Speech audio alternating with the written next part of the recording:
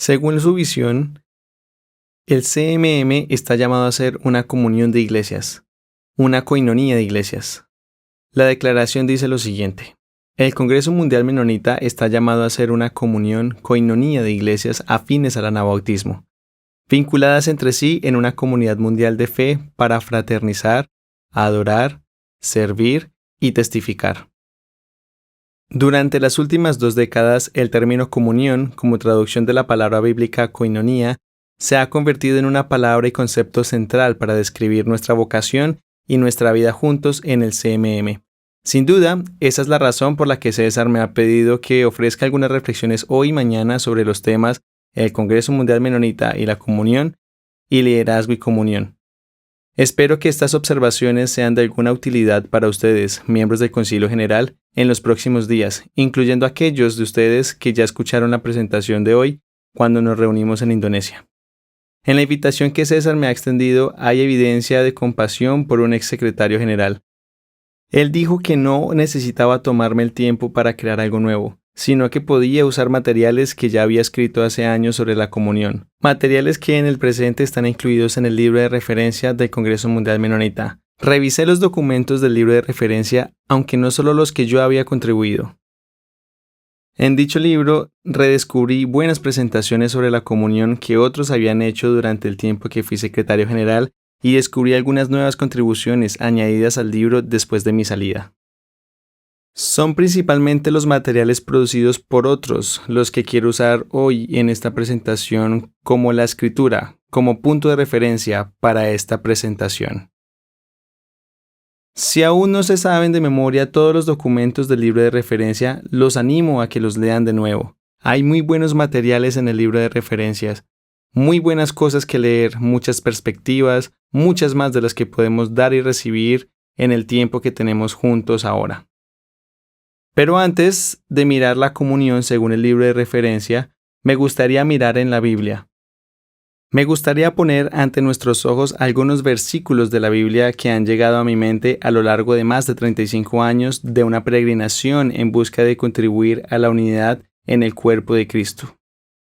Estos versículos no tratan acerca de la iglesia, al menos no acerca de la iglesia como solemos pensar en ella. Se tratan de algo mucho más grande que la iglesia, algo de lo cual la iglesia no es más que una parte, pero algo para lo cual la comunión en la iglesia es un instrumento esencial. Esto dice Efesios capítulo 1, versículos 9 al 10. Él nos dio a conocer el misterio de su voluntad, según su beneplácito, el cual se había propuesto en sí mismo, de reunir todas las cosas en Cristo, en el cumplimiento de los tiempos establecidos, así las que están en los cielos como las que están en la tierra. Al pensar hoy y mañana acerca de la comunión en la iglesia, tengamos en cuenta que, según Pablo, el plan de unidad de Dios es inconmensurablemente más grande que el plan que podríamos tener en mente. Como afirma Thomas Joder Neufeld en sus comentarios sobre Efesios, parece imposible comprender plenamente esta imagen de unidad universal, cósmica y eterna. Tal visión es amplia hasta lo extremo y abarca hasta lo máximo. Nada, ninguna cosa, ninguna persona, nadie vivo, o que ya no esté vivo, está fuera del alcance del amor de Dios o fuera de la unidad que resulta de la gracia de Dios. La unidad en Cristo que Dios está creando llega a los límites del espacio, el tiempo y más allá, y nos incluye a todos incluso cuando nosotros no nos incluimos mutuamente. Como vemos en los capítulos subsiguientes de Efesios, la iglesia debe ser un instrumento de esta unidad al reunir a las personas hostiles dentro de sí misma. Pero tengo la impresión de que incluso si no lo logramos, incluso si dividimos y fragmentamos en lugar de reconciliarnos y unirnos, Dios encontrará alguna manera de trabajar alrededor de nuestros fracasos. Las creencias que dividen la iglesia y los comportamientos que fracturan la comunión al final pasarán. No tendrán la última palabra. Si Pablo tiene razón, la creación de Dios de la unidad cósmica en Cristo será el futuro definitivo. Ojalá permitamos que este panorama más amplio relativice nuestras visiones y planes, nuestros éxitos y fracasos. Creo que hacerlo así puede darnos una sensación de humildad y aliento al mismo tiempo. Mientras leía el libro de referencia, mi mente se enfocó en dos partes de la comunión: el comienzo de la comunión y el final de la comunión. En este contexto, permítame sugerir varias preguntas a tener en cuenta durante y después de esta presentación. Primera pregunta: ¿cuándo ha experimentado usted el crecimiento de la comunión en el Congreso Mundial Menonita? ¿Cuándo ha experimentado usted el crecimiento de la comunión en el CMM? Segunda pregunta: ¿cuándo ha experimentado los límites de la comunión en el CMM o el rompimiento de la comunión en el CMM? ¿Cuándo ha experimentado los límites o los rompimientos de la comunión en el Congreso Mundial Menonita?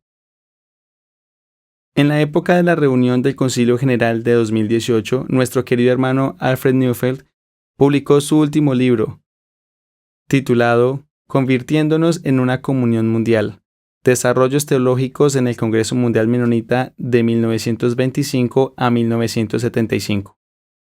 Al principio, el título me pareció algo sorprendente, incluso inexacto. Durante esos 50 años, el Congreso Mundial Menonita no usó la palabra comunión para describir su llamado. Durante sus primeras décadas, el CMM se pensó a sí mismo principalmente como un evento ocasional, como una conferencia periódica.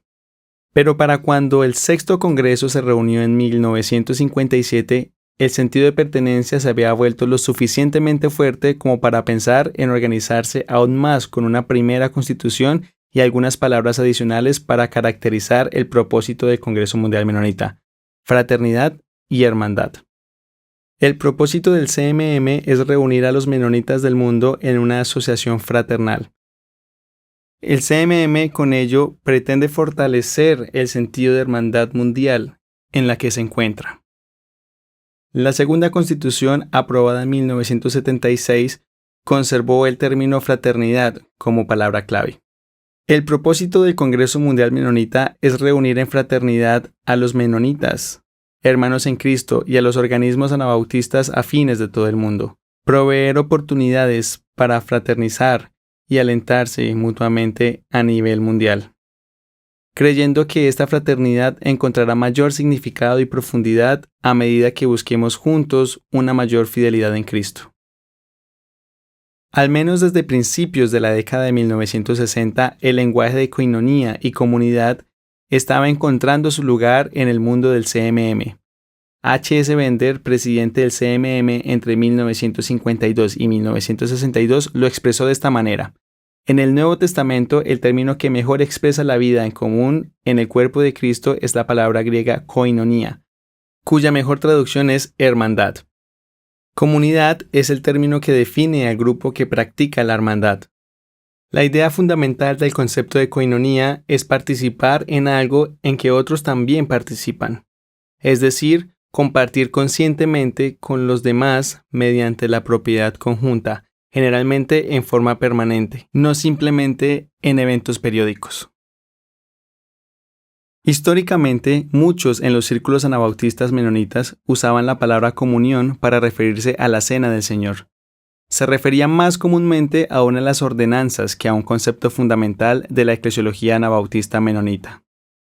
Por eso, a menudo usamos la palabra comunidad, como lo hizo H.S. Bender, generalmente en referencia a las congregaciones locales.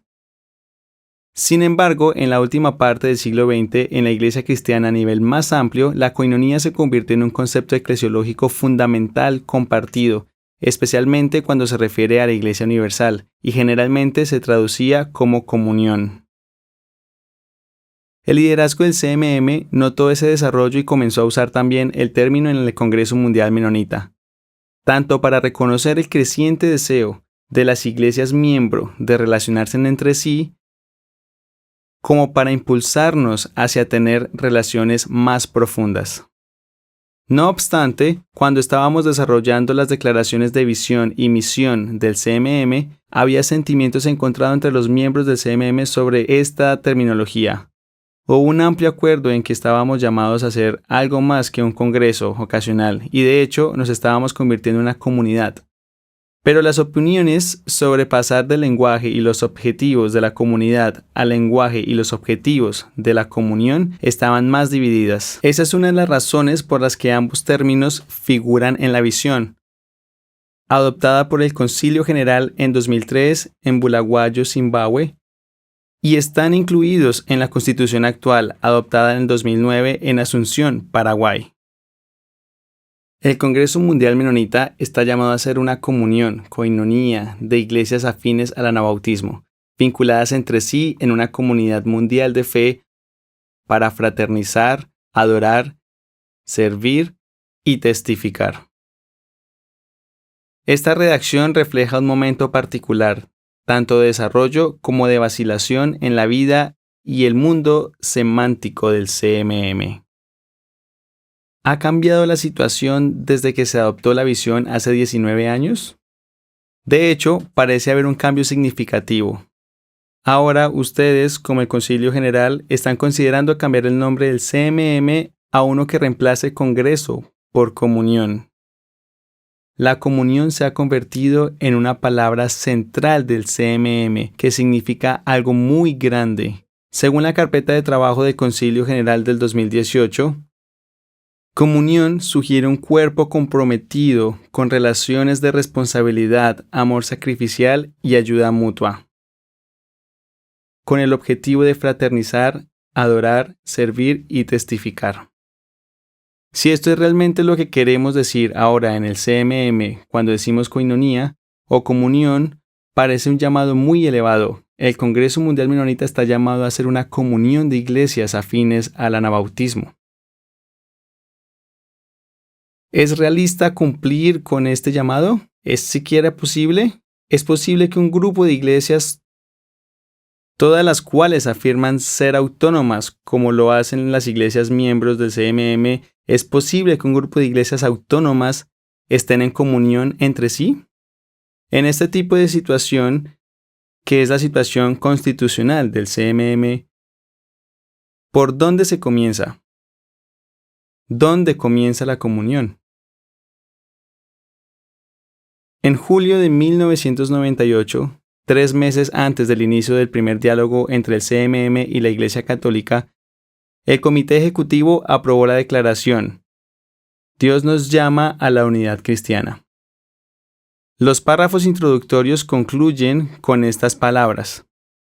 Consideramos la unidad cristiana no como una opción que podríamos aceptar o como un resultado que podría crear, sino como un urgente imperativo que debemos obedecer. Sin embargo, la teología emergente de la comunión del CMM, tal como se encuentra en el libro de referencia, utiliza principalmente un lenguaje diferente, un lenguaje más cálido, un lenguaje más de la gracia que de la ley.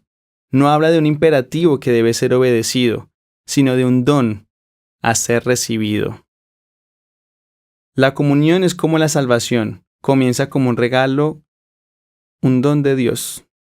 Todo lo que necesitamos hacer inicialmente es recibirlo.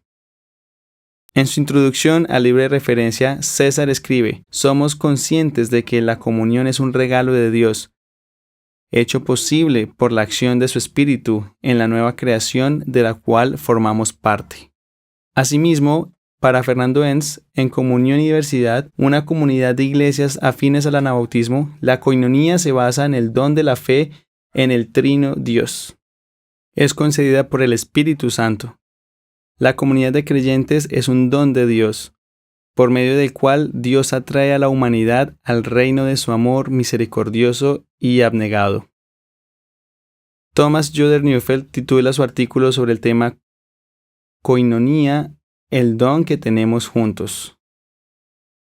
Él escribe que la coinonía es un don de Dios que nos otorga identidad, transforma nuestras vidas, forja nuestro compromiso y nos impulsa a la acción. Lo recibimos con Cristo en medio de nosotros y su Espíritu nos permite tanto recibir como ejercer dicho don. Podríamos pensar que la coinonía disminuye las diferencias que pueden traer conflicto. Todo lo contrario, expresa Tom. Ella abre aún más espacio para las diferencias. De hecho, está impulsada por un deseo de la diferencia, como un don que Dios le concede a la comunidad de fe. Y Tom continúa.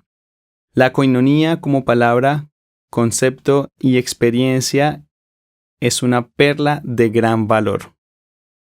En Juan 17 leemos de la oración de Jesús por sus discípulos en la última cena. No ruego solamente por estos, sino también por los que han de creer en mí por la palabra de ellos, para que todos sean uno. Que también ellos sean uno en nosotros, para que el mundo crea que tú me enviaste y que los has amado a ellos como también a mí me has amado. El don de la comunión de Dios para nosotros es una perla de gran valor. ¿No es acaso la respuesta de Dios a la oración de Jesús por nosotros? ¿Cómo se hace práctico el don de la comunión? Se vuelve práctico en el compartir de los dones.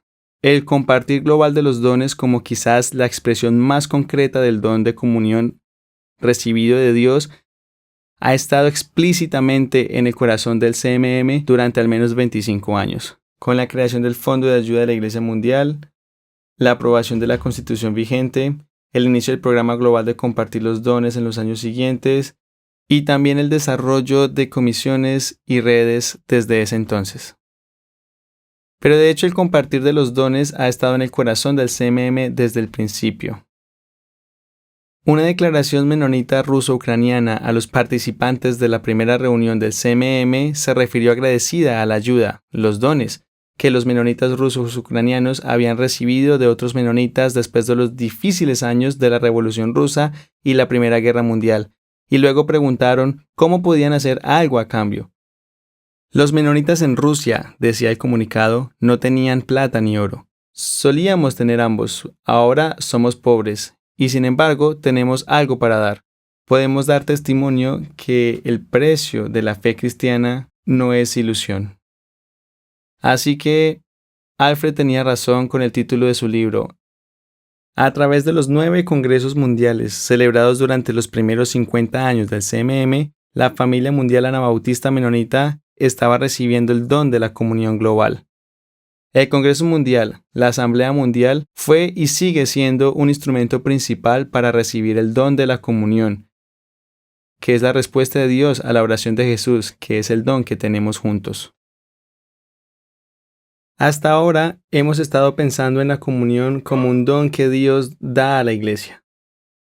De acuerdo con la teología del CMM, tal como aparece en el libro de referencia, la comunión comienza cuando Dios la da como un regalo para que nos mantengamos unidos. Pero, ¿cuándo termina la comunión? ¿Puede terminar? O más concretamente, ¿debería un discípulo de Jesucristo tomar alguna vez la iniciativa de poner fin a la comunión? ¿Debería una iglesia tomar la iniciativa de poner fin a la comunión con otra iglesia? No hay casi nada sobre esto en el libro de referencia.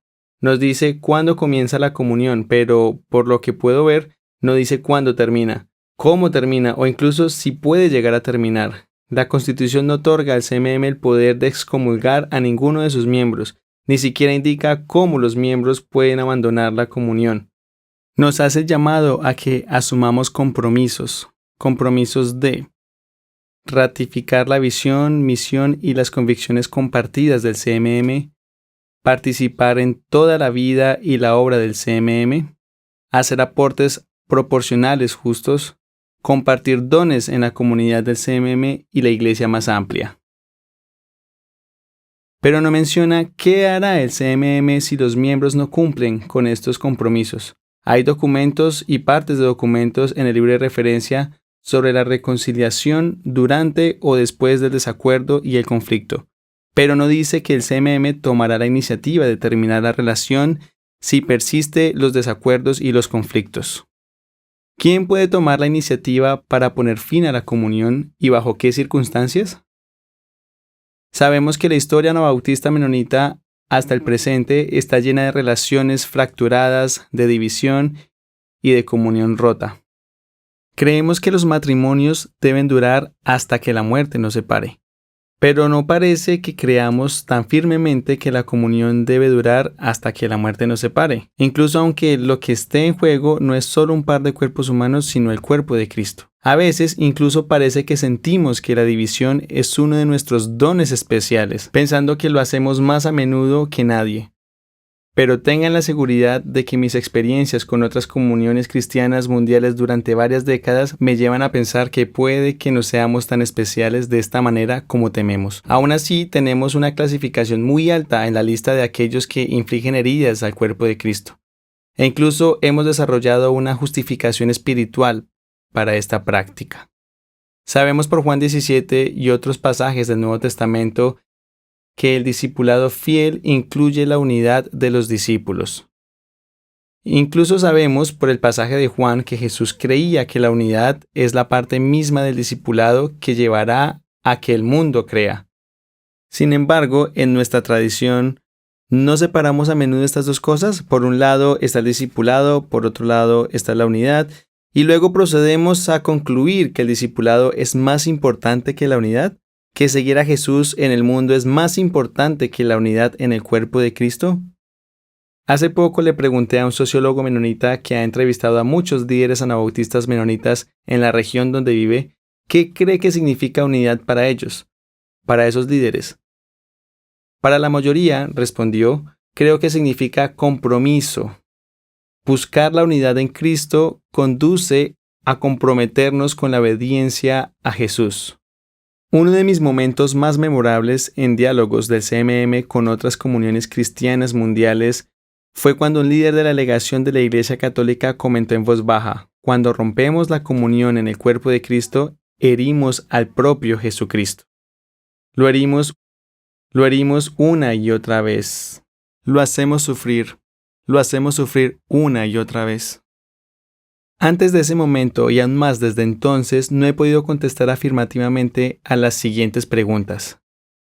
Si estoy siguiendo plenamente a Jesús en la vida, ¿puedo alguna vez tomar la iniciativa de romper la comunión en el cuerpo de Cristo? ¿El discipulado radical requiere alguna vez que tome la iniciativa de romper la comunión? ¿Puedo renunciar voluntariamente al don que Dios nos ha dado para mantenernos unidos? Hay un lugar en el libro de referencia que parece apuntar en esa dirección. En su reflexión Comunión y Diversidad, Fernando Enns distingue entre las diferencias que permiten la división dentro de la comunión y las que no deben ser toleradas. Él escribe: para los profetas del Antiguo Testamento, el límite de la diversidad se establecía cuando una convicción o conducta resultara en una blasfemia. Se exigía una clara e inequívoca confesión aún en contra de los miembros de su propio pueblo dentro de esa comunión de fe. En el Nuevo Testamento, continúa Fernando, siempre que se cuestionara el señorío de Cristo de palabra o acción, la tolerancia ya no parecía una opción. En la historia de la teología, esto se conoce como estado de confesión, una situación en que confesar a Dios, revelado en Cristo mismo, está en peligro. La pregunta básica para mí en los ejemplos de Fernando es esta: ¿quién rompió la comunión con Dios y dentro del pueblo de Dios? ¿Los profetas? ¿O aquellos a quienes ellos estaban llamando a rendir cuentas? No creo que hayan sido los profetas. Por supuesto, ellos no evitaban temas controvertidos y divisivos. Es cierto que dijeron e hicieron cosas provocativas, pero al hacerlo, permanecieron dentro de la comunidad y fue dentro de la comunidad que se manifestaron. Se quedaron allí, hablaron allí, a pesar de que fue precisamente esa postura, denunciar mientras permanecieron dentro, lo que llevó a su propio dolor, sufrimiento y a veces a la exclusión de la comunidad. ¿No fue acaso lo mismo con Jesús? ¿Alguna vez tomó Jesús la iniciativa de romper la comunión? Es cierto que ciertamente no evitó los temas controvertidos y divisivos, y sí, ciertamente hizo y dijo cosas provocativas, pero no lo hizo siempre desde dentro de la comunidad, manifestándose mientras trataba de permanecer dentro de la comunión, permaneciendo dentro de ella hasta el fin. ¿No fue precisamente esta postura, hablar, la que condujo a la cruz y permitió la resurrección? Tendríamos que echar un vistazo más de cerca a los evangelios para poner a prueba esta lectura, pero la interacción en la última cena, el momento supremo de la comunión, puede ser reveladora, especialmente la interacción entre Jesús y Judas, entre Jesús y Pedro. Judas ya había hecho un plan para traicionar a Jesús, para entregarlo para ser asesinado. Esta es una decisión de estado de confesión en la vida de Judas, una decisión sobre el señorío de Jesucristo, una decisión en la que Judas falló. Jesús parece estar al tanto del plan de Judas y le advirtió a Judas de las consecuencias de seguir adelante con él. Sin embargo, a pesar de que Satanás había entrado en Judas, como lo expresa Lucas, Jesús no se negó a lavar los pies de Judas, ni excluyó a Judas de la participación de la mesa del Señor. Y cuando Judas entró en el jardín de Getsemaní para implementar su plan con un beso, Jesús le dijo solamente: amigo, haz lo que has venido a hacer. Del mismo modo con Pedro. Jesús previó la negación de Pedro de conocerlo, de estar en comunión con él. 3 veces esa noche, Pedro se enfrentó a decisiones de estado de confesión y falló cada vez. Sin embargo, aunque Jesús aparentemente sabía que esto estaba a punto de suceder, no se negó a lavar los pies de Pedro. No rechazó la comunión de Pedro en la última cena. En otras palabras, poco después de que Jesús ora para que sus discípulos lleguen a ser completamente uno para que el mundo pueda creer, Judas lo traiciona y Pedro lo niega. Jesús ve lo que viene, pero les lava los pies y no rompe la comunión con ellos.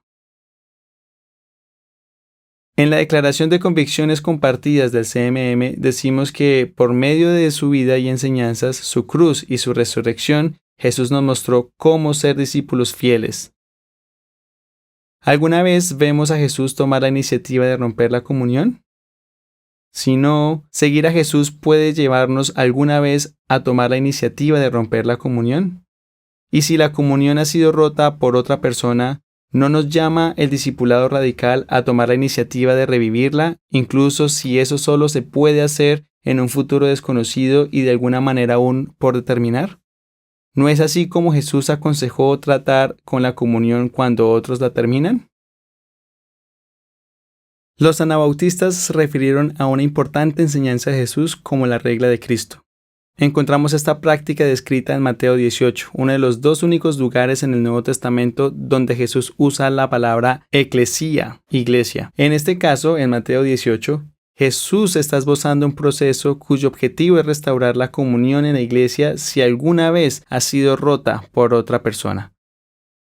Desde que me enseñaron acerca de esta convicción anabautista, he pensado en los versículos de Mateo 18, los versículos de 15 al 20, los versículos acerca de disciplinar a un miembro de la iglesia que peca.